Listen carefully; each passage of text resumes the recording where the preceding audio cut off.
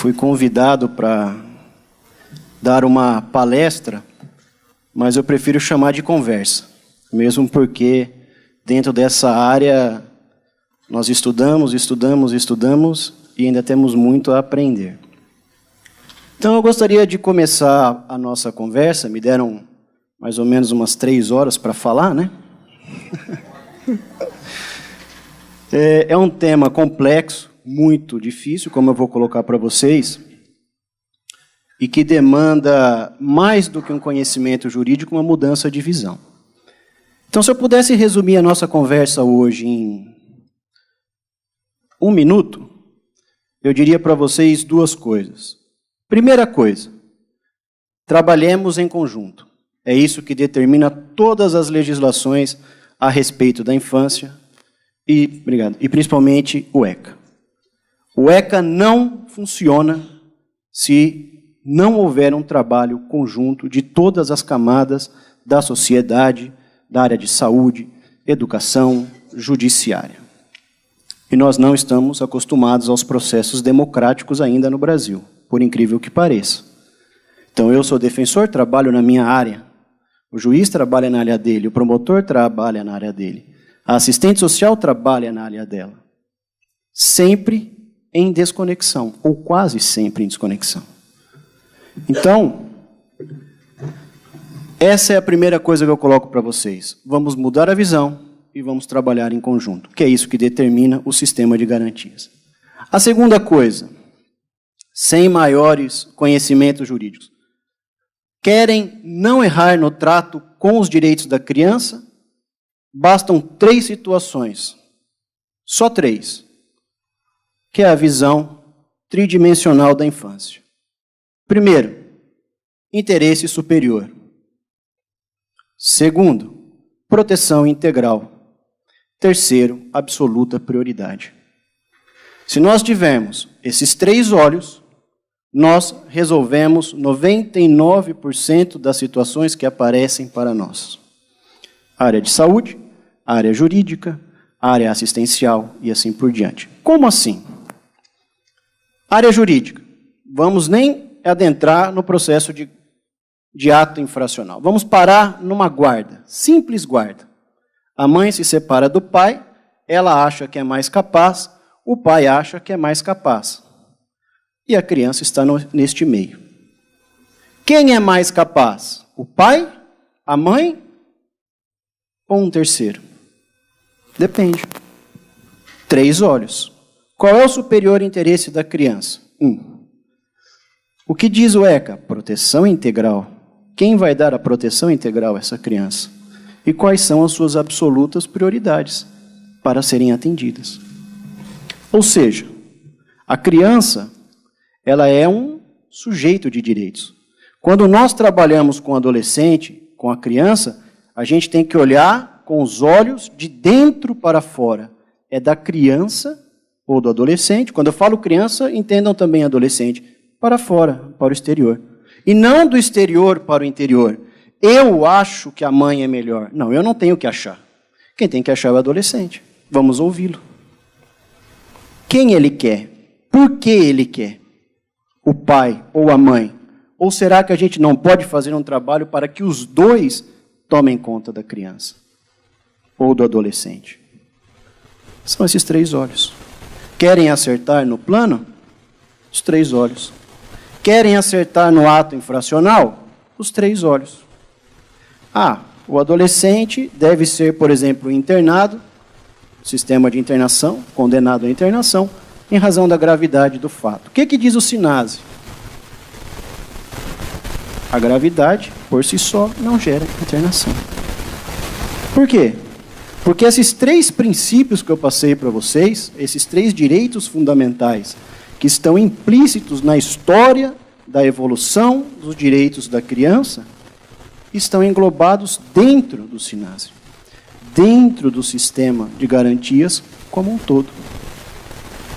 Se eu pudesse aqui, terminaria a minha palestra, ou a nossa conversa. Com essas 3 visões, a gente resolve tudo.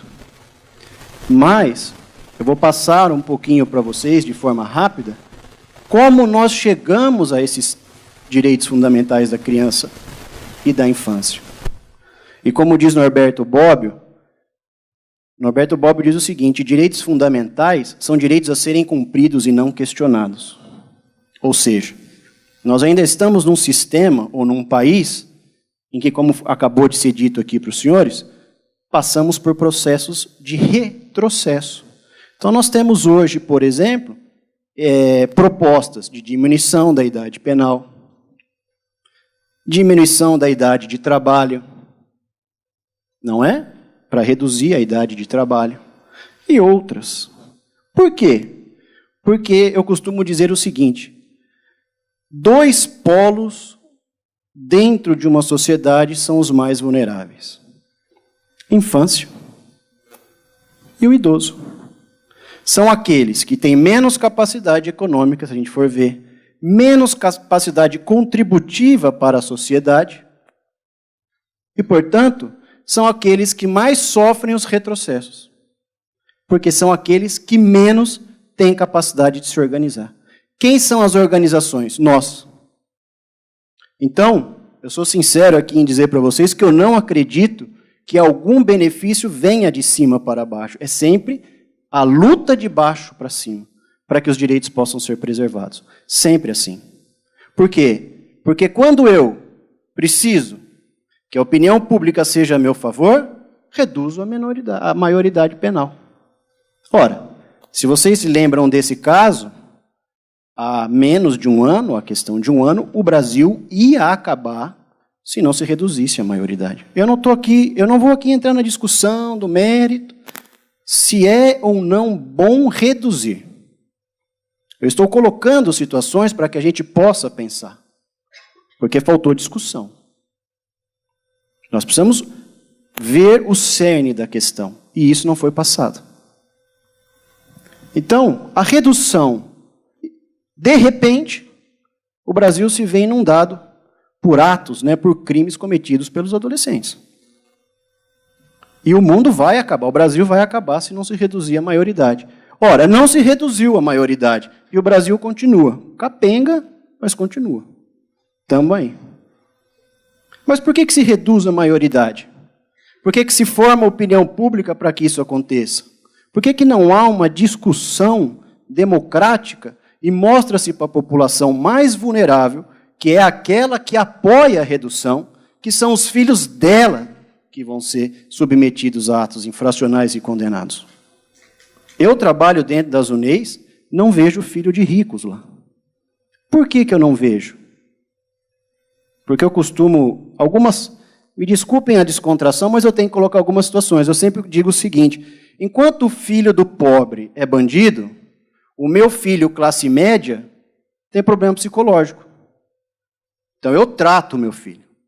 Não sei se vocês viram alguns anos atrás em São Paulo, eu sempre dou esse exemplo que me chocou. O menino, coitado, adolescente, ele estava com algum problema psicológico, ele decidiu brincar. E a brincadeira era o seguinte: ele pegou a arma de chumbinho, estava num prédio e atirava na bunda e nas costas da pessoa que estava trabalhando pendurada no outro prédio. Ou seja, a pessoa sequer tinha como fugir. A mãe foi em público e disse que o filho passava por problemas psicológicos. Então nós temos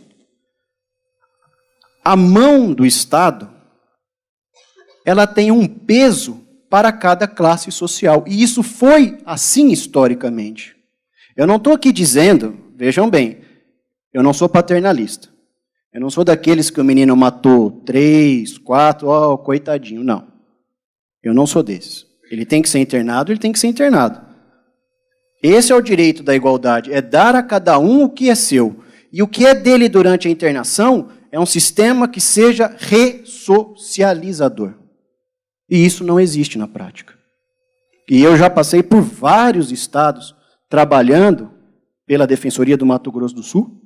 Por último, tive 12 dias no Ceará, em mutirões, em que adolescentes, nem o juiz sabe por que o adolescente está lá. Ele é encaminhado do interior para a capital e não chega o processo.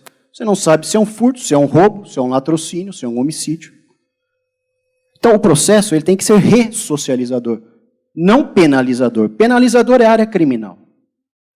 O que o Estatuto diz? O Estatuto ele só diz duas coisas a respeito da área criminal. Primeiro, para resumir, ele pega e diz que o ato infracional é o crime previsto no Código Penal. Ponto. Para não ter que reproduzir tudo. 2, que todas as garantias asseguradas ao adulto também é assegurada ao adolescente. Ponto. Ninguém está dizendo ali que o adolescente tenha que ser e ter a sua igualdade no processo infracional com a execução penal. O Código Penal ele deve ser afastado. A execução penal ela tem que ser afastada do ato infracional. Porque é isso que determina o Estatuto. Porque é isso que determina a nossa evolução histórica, que vem há mais de 400 anos. O Estatuto da Criança não tem 25 anos, ele tem mais de 400 anos. Por quê? Porque quando nós começamos a falar de infância, ou dos direitos da infância, a gente tem que entender, primeiro, quando surgiu a ideia de infância. Porque a concepção que nós temos hoje de infância é uma concepção moderna. Roma, por exemplo, em Roma, a criança era o quê? Propriedade do pai, o pater. Então, ele dispunha sobre a criança, sobre a vida, sobre a morte, não é?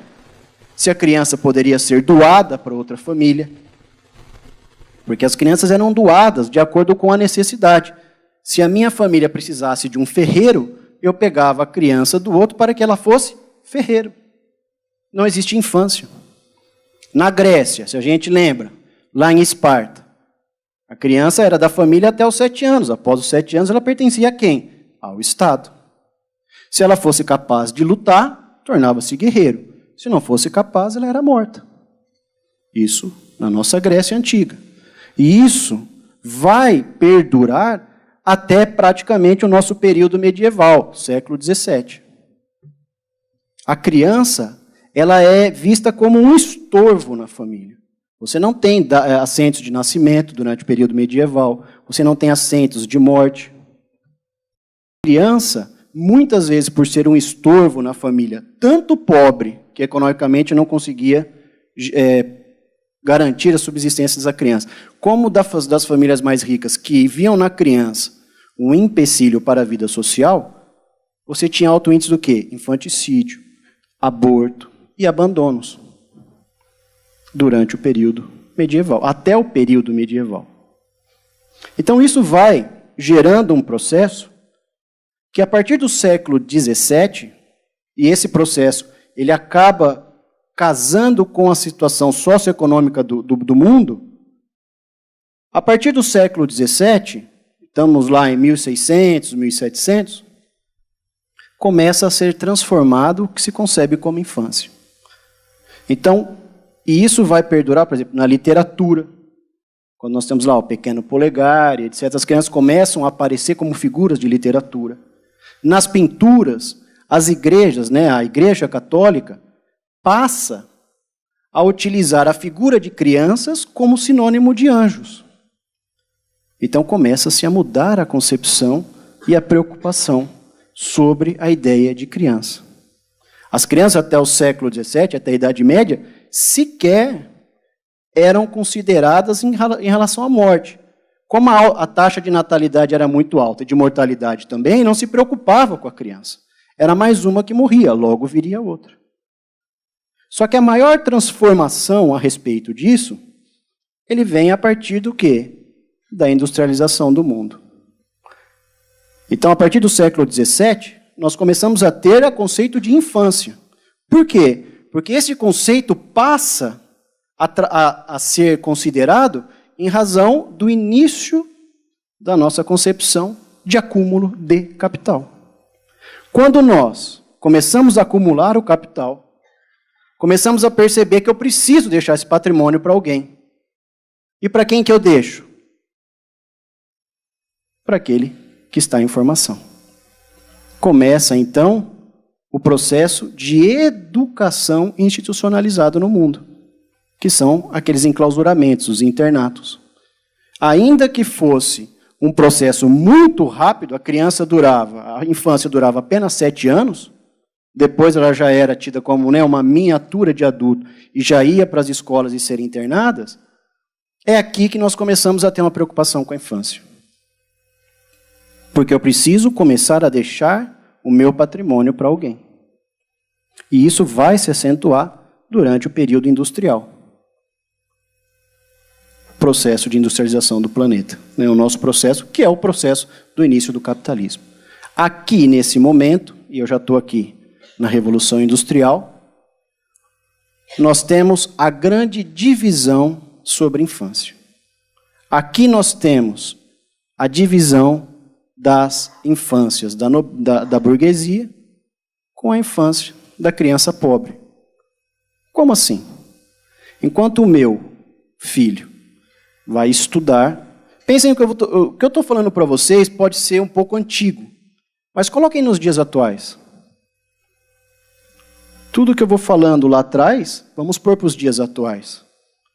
Né? Eu ouço, por exemplo, das pessoas, eu já ouvi, né? Cidade pequena, principalmente quando a gente trabalha, você trabalha, tinha um senhor lá que era aposentado, né? Ele morava do meu lado, então eu ia lá, tomava um vinhozinho com ele no fim do dia, tal, e ele falava, eu sempre, quando ele falava, o doutor caçava muito aqui, caçava onça, eu falei, bem, eu brincava com ele, ele não entendia brincadeira, mas eu entendia, ainda bem que eu não sou o promotor, né? Ele caçava onça, ele vendia pele, eu falava, não, ainda bem que... Né? E ele falava para mim, doutor, trabalhei desde os 7 anos, nunca morri. Mas não morre. Em alguns casos morre. Né? Ou melhor, em muitos casos morre. No caso dele não morreu. E eu explicava para ele, mas o senhor precisa entender que nós precisamos dar opções para as crianças.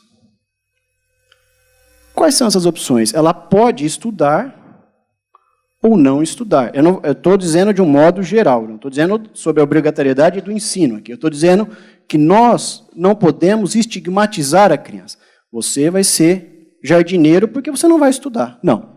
Você quer ser o quê? Jardineiro. Então vai estudar para ser um bom jardineiro. É diferente. Então lá atrás, enquanto o meu filho se preparava para administrar a minha indústria, o filho do pobre servia como arrimo de família nas indústrias. Era mão de obra barata. E aí nós temos a grande divisão, o grande momento de divisão do que é a infância. E que vai perdurar até os dias de hoje. Ali, as crianças pobres, das famílias pobres, eram utilizadas para o trabalho em indústrias, 16, 18 horas de trabalho. E olha que mão de obra boa. Não mexe com dinheiro, não sabe se é muito ou é pouco. Não sindicaliza, não faz greve, não se agrupam por melhores condições. Mão de obra perfeita para quem quer acumular capital. Ah, doutor, mas isso não existe mais. Existe. Quem foi aqui lá no Nordeste e comeu aqueles cajuzinhos que você compra de tanto que o pessoal passa, né? Você compra e fica com o pacote na mão, já fala, já comprei, né? Não é assim? Quem comprou, ali tem trabalho infantil. Fogos de artifício, trabalho infantil. Exploração sexual, quem já foi... Eu falo do Nordeste porque é um centro turístico, mas nós não precisamos ir muito longe. Vai aqui em Corumbá, né?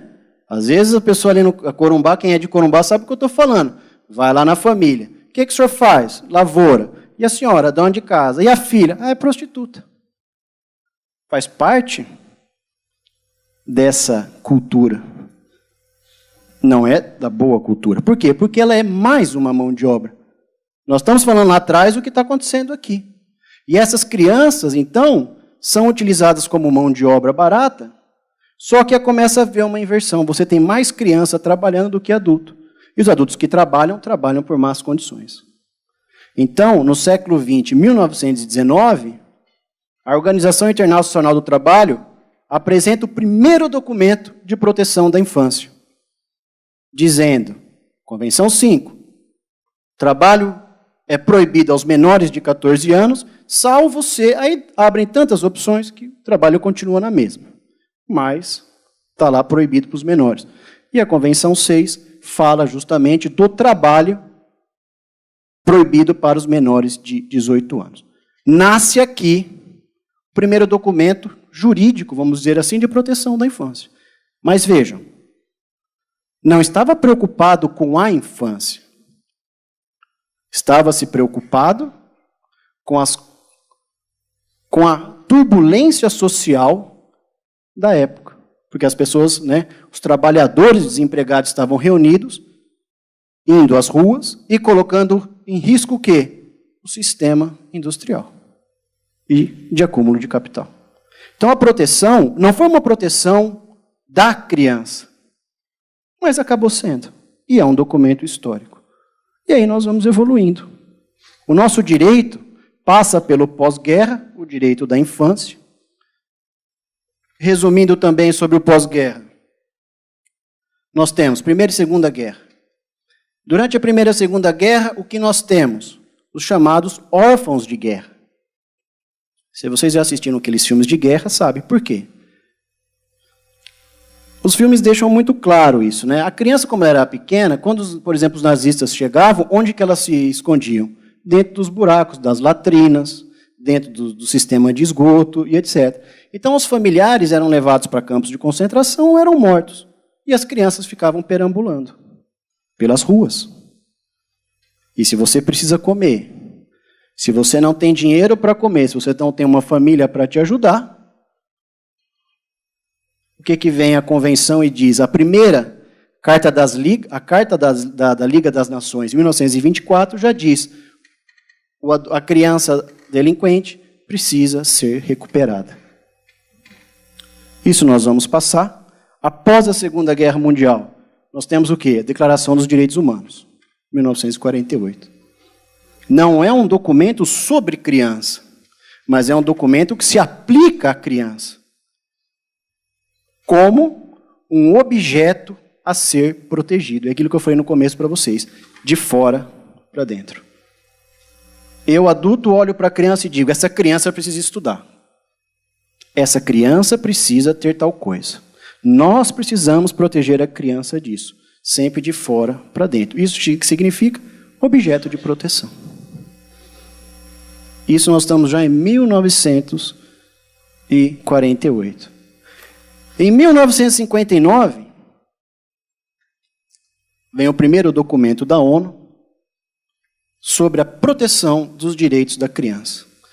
Esse é o grande divisor de águas dentro da infância. E eu vou chegar falando tudo isso para vocês. Eu vou concluir antes da conclusão, para mostrar que o nosso estatuto, ele merece respeito. Ele é um processo longo, cristalizado durante mais de 400 anos. E que todas as vezes que falam em modificação, eu tremo. Porque eu nem sei, se a pessoa que quer modificar tem aqueles 3 olhinhos que eu falei para vocês no começo. E normalmente não tem. Normalmente não tem. Então a Declaração dos Direitos da Criança vem em 1959, agora trazendo a criança como um objeto, como um sujeito de direitos. Agora ela é de dentro para fora. Agora a criança é o centro do direito que irradia sobre ela. O direito é como se ela saísse dela e fosse para a declaração, se assim a gente pode dizer, para que a gente possa entender. Ela passa a ser sujeito de direitos. Ali nasce o interesse superior da criança. Ou superior interesse da criança. O próprio nome diz. O que é o superior interesse da criança? É o que mais lhe aprouver dentro do sistema de garantias. O que melhor garante o direito dela?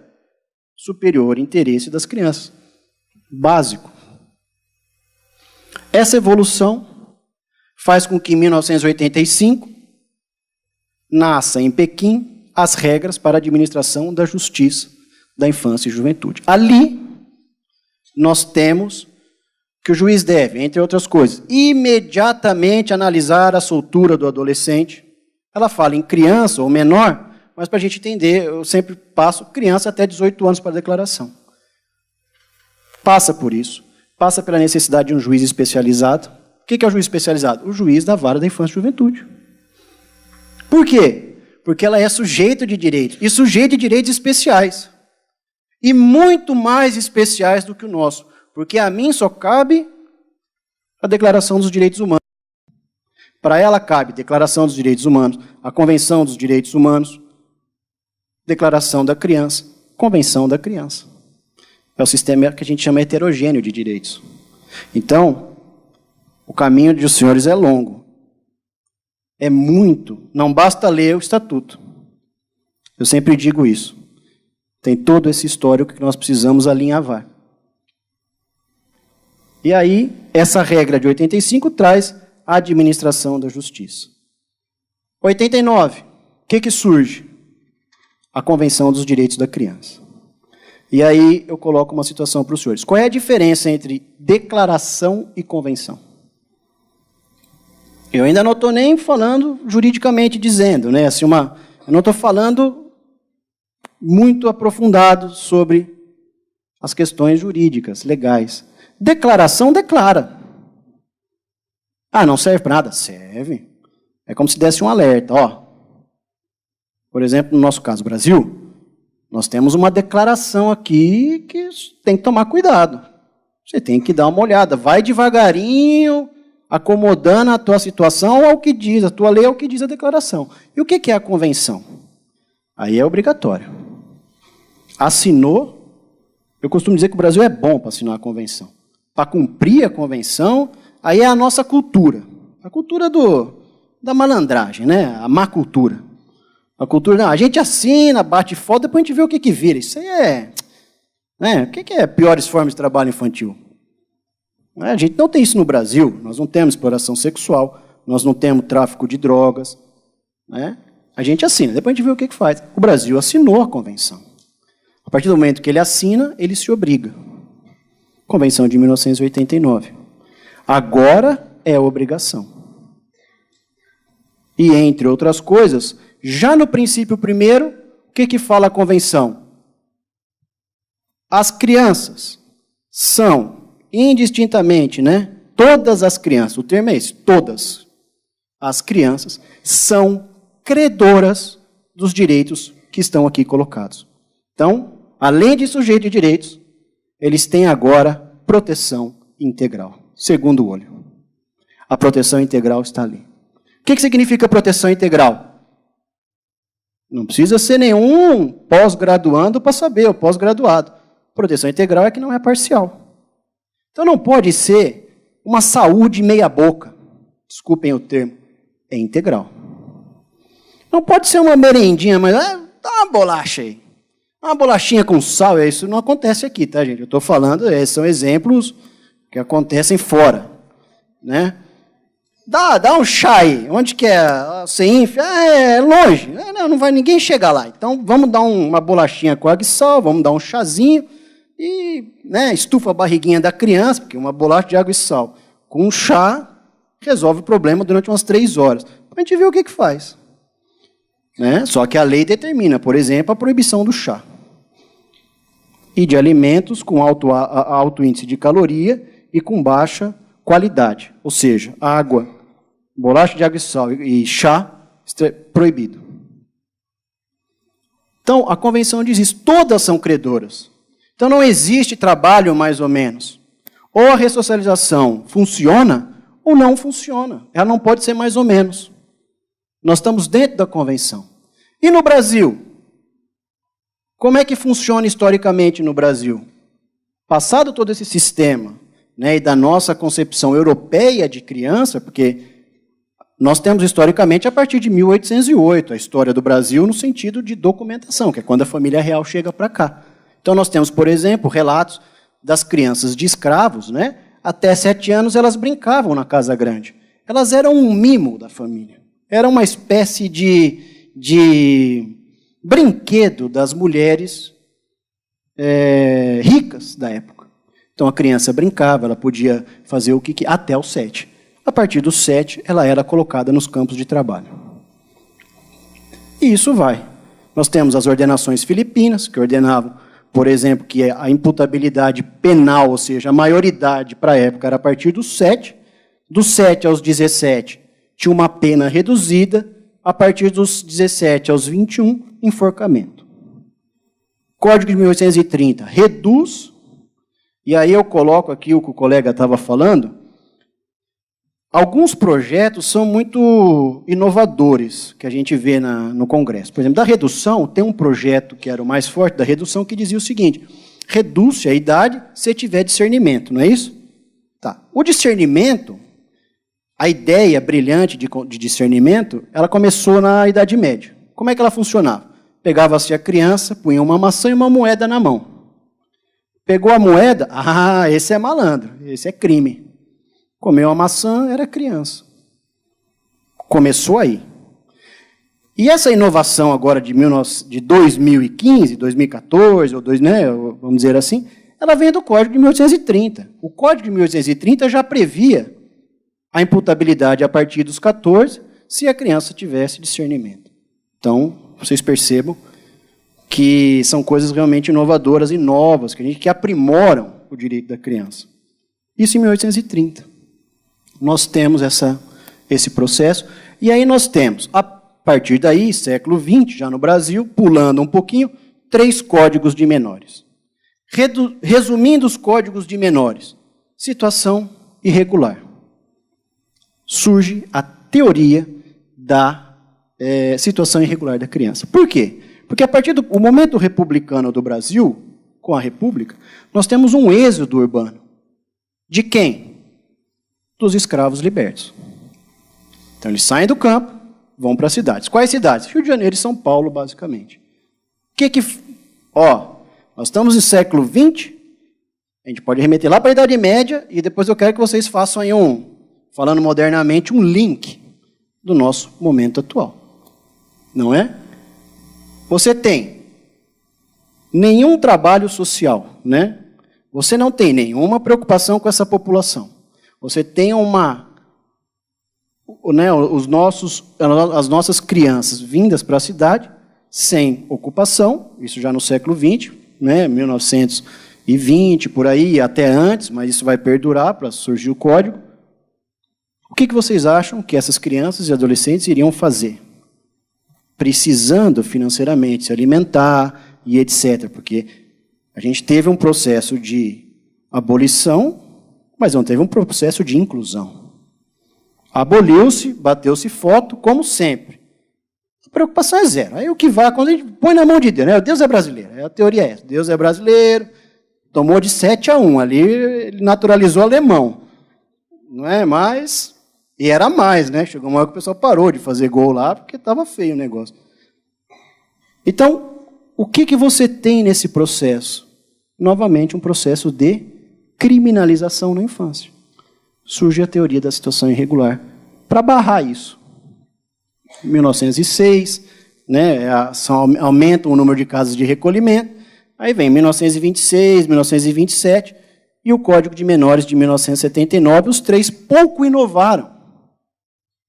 Mas eu quero parar um pouquinho no Código de 79, o Código de Menores. Por quê? Porque ele é utilizado até hoje. Porque nós não mudamos a nossa visão. Porque nós que estamos aqui, e muitos de nós, já trabalhavam naquela época. E a situação irregular era basicamente o seguinte: ela misturava ato infracional, condenação por ato infracional, com irregularidades ou descasos sociais. Se a criança não estudasse, se o pai não pudesse dar condições para o filho, prover o filho na sua subsistência, se ele estivesse abandonado, se ele estivesse em local que colocasse em dúvida a moralidade, olha, que termo fechado, a gente sabe bem o que é isso, né? É fácil de saber. Ele estava em situação irregular. Se ele estava em situação irregular, o que dizia o artigo 16 do Código de Menores, do último? O juiz pode, a qualquer momento, internar o adolescente para aplicação da medida. Qual medida? Qualquer uma delas, de advertência e internação. Por quê? Porque ele estava numa situação irregular. Que ele não gerou, isso é o mais importante de dizer. Não foi ele que gerou a ausência do Estado. E aí, ele está à margem, e à margem ele permanece. Por quê? Porque quando ele tenta entrar, ele está em situação irregular. Volta para a margem, vai ser internado. aqui você não, na minha sociedade você não entra. Essa é a grande verdade. E vem o Estatuto em 1989, um pouquinho antes, a Constituição Federal, inclui-se na Constituição Federal de 88, artigo 227, 228. Basicamente, o que nós temos no artigo 227 da Constituição Federal é um resumo da Convenção. Por quê? Porque os movimentos sociais que vão lutar pela democracia no país, você tem movimentos sociais também de proteção da infância. E esses movimentos sociais, eles têm contato, vamos assim dizer, com a Convenção, porque a Convenção é 89. Nós estamos falando de 88. Já prevendo isso e amarrando a situação, o que o legislador faz? Põe ali o resumo da Convenção. É o nosso artigo 227. Todos, família, sociedade, Estado, todos, com absoluta prioridade, devem dar à criança os seus direitos. Terceiro olho. E aí eu coloco para vocês, absoluta prioridade, o que significa isso? Vou dizer, exemplos. Entre fazer uma praça e uma escola, qual é a absoluta prioridade da criança? Então você vai lá, entre dar saúde, qual é a absoluta prioridade? Infância. Ah, mas eu não tenho dinheiro para merenda. Tem dinheiro. Entre pavimentar e dar merenda, absoluta prioridade. Olha como é simples. Se não fosse tão complexo, é como a Bíblia, né? É fácil amar alguém. Quem consegue amar alguém distintamente? Por isso que nós estamos aqui, depois de 2000 anos, lutando uns com os outros. Não sabemos amar. Por que estamos aqui hoje, em 2016, falando de coisas que aconteceram há 400 anos? Porque nós não sabemos amar a infância. Básico. Porque o meu filho não vai estar dentro daquele código de menores. Não é o filho do juiz que podia tudo, e era a atribuição dele, que estaria submetido àquele código de menores.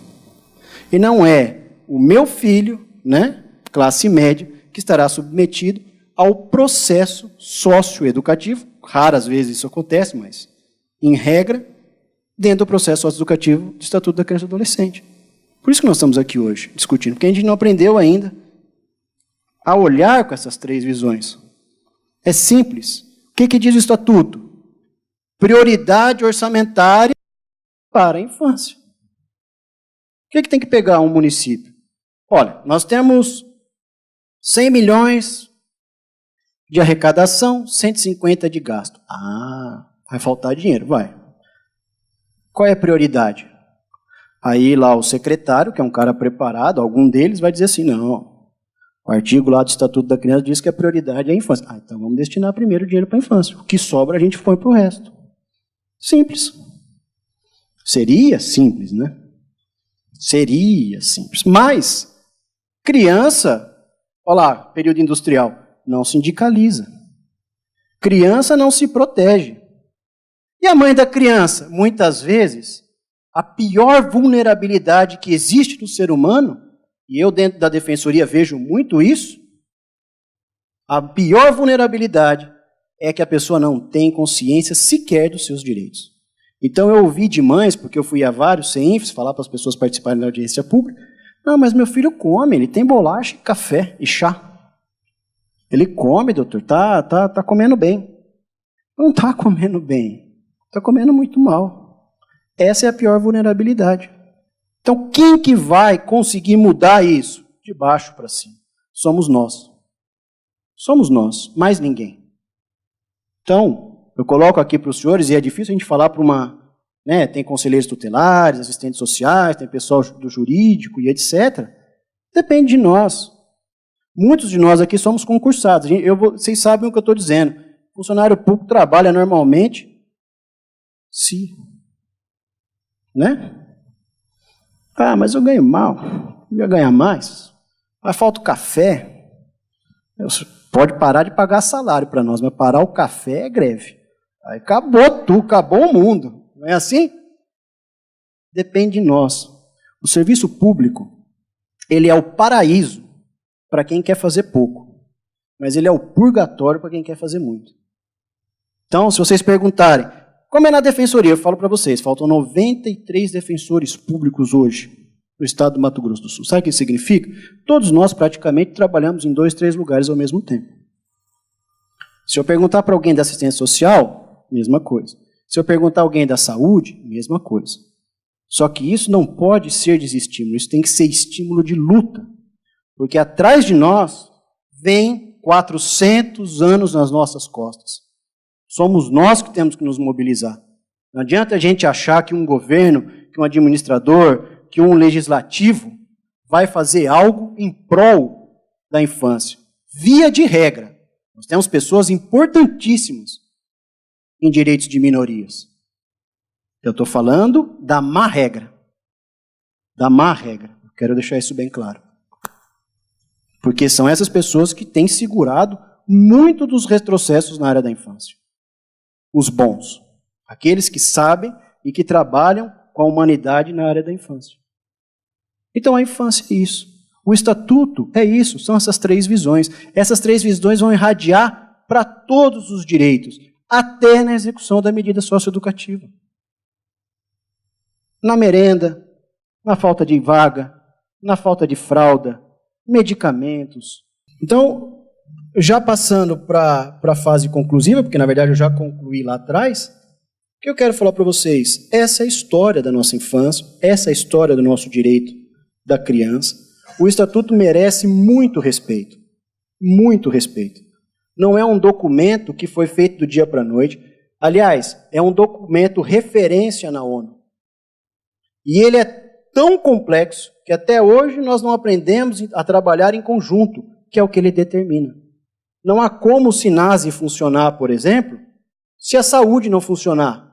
9 em cada 10 adolescentes que estão dentro da unidade, isso eu fiz o levantamento, são usuários de múltiplas drogas. Aliás, maconha eles nem consideram mais droga. Né?